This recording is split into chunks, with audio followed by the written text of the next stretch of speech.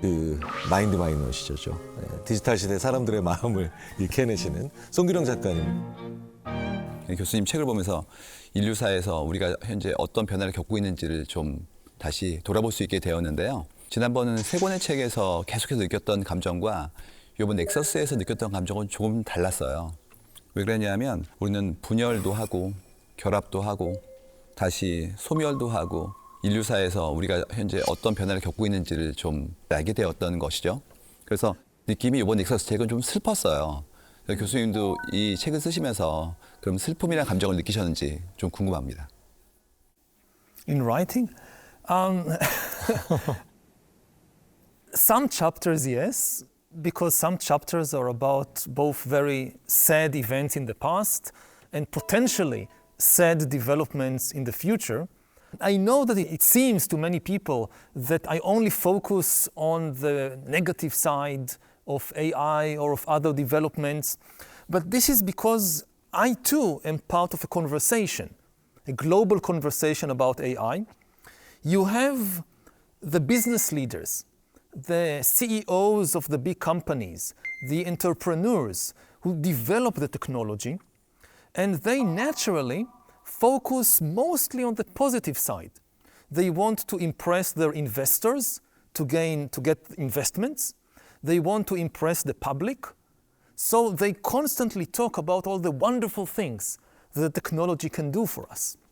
And I agree, there are many wonderful things that AI can do for us. But, and this is of course a very dangerous development,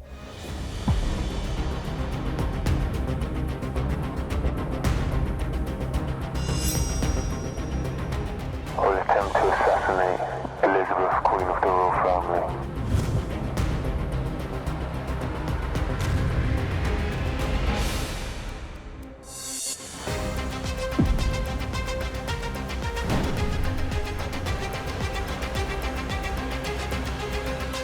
it becomes my job as a historian, as a philosopher, to also point out the dangers in order just to balance the view. Ultimately, if this was the only book in the world about AI, then I would have half of it about the positive potential and half of it about the negative potential. But because this is part of an ongoing conversation, and we already hear so much about the positive potential, and it's convincing, you have trillions of dollars now being invested in AI because people believe in all the positive potential. This is why it's important for scholars like me to dedicate more time to warn people, wait a minute, there are some also dangers ahead. 인류 문명의 균형을 잡는 일을 적정한 시점에 해주고 싶다는 생각을 하셨던 것 같아요. 저는 그 교수님의 전체의 통찰이 역사를 관통해서 나오는 것들이 굉장히 감탄을 했는데요. 저도 역시 역사를 보는데 자연스럽게 누군가한테는 미래가 먼저 오는 게 좀 보이고요. 누군가한테 좀 늦게 오는 게 보입니다. 어떤 분들은 짓궂게 디지털 포춘텔러라고 이렇게 얘기하시는 경우도 있어요. 그래서 조심스럽게 그분들은 이제 미래를 알려주세요. 막 이런 얘기를 한단 말이죠. 교수님께도 그런 얘기를 엄청 할 것 같아요. 그때 어떤 느낌을 가지신지가 굉장히 궁금했습니다. Some people expect me kind of to prophesy the future, and I keep telling them I can't, because the future is just not determined. And I don't really engage in predictions or prophecies. I don't know what will happen in 10 or 20 years. I can draw a map of different roads, different scenarios. Which road we take, this is our decision. I don't know what people will decide in the next year or next 5 years. So it's not about prediction, it's about encouraging people to make a wise decision, which is based on a proper understanding of what is happening. Even if you understand, like you invent some new technology, you can know certain things about how this technology will change the world, but ultimately it's a human decision how to use it. At least this is how it was in the past.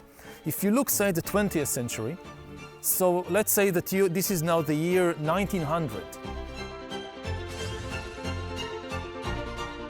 People now inventing steam engines and trains.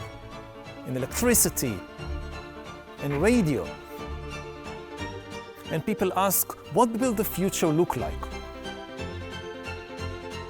You can use the same technology to create a liberal democracy with more freedom than in any previous time in history.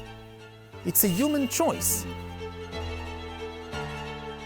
In the second half of the 20th century, you look at North Korea and South Korea. They used exactly the same technology to create completely different political systems and social systems. So just knowing the technology doesn't tell you whether the society will be like North Korea or like South Korea. It's the same today with AI, with one exception.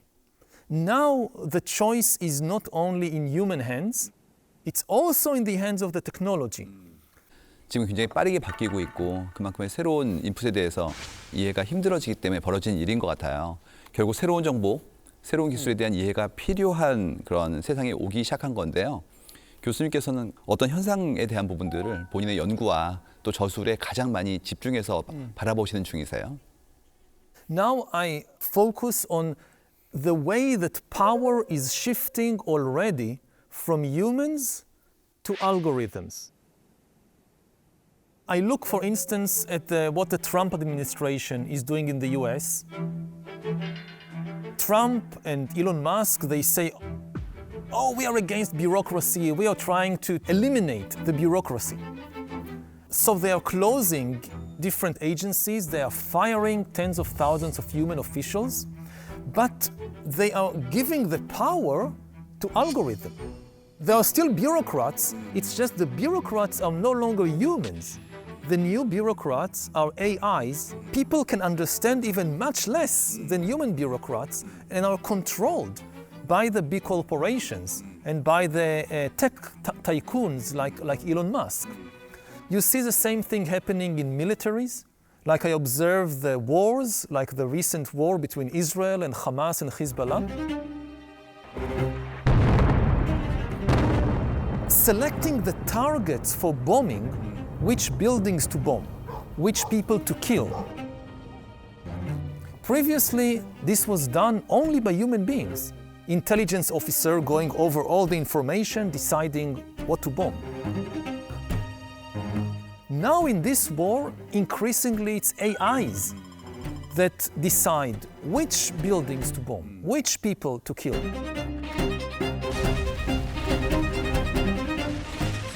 You see the same thing happening in finance. You know, all this talk about cryptocurrencies. When I look at the cryptocurrency trend, what I see is that humans lose trust in other humans, and instead they have more trust in the AIs. Because most cryptocurrencies, they are based on the idea we don't want to trust the old currencies like dollar or won or yen, because these are made by human institutions like banks and governments, and we don't trust. Maybe in a few years, all control in finance is in the hands of AIs, and humans no longer understand. Like if there is a financial crisis, there is not a single human being who understands why there is a financial crisis and what to do about it. So the control is in the hands of the AI, and this is of course a very dangerous development.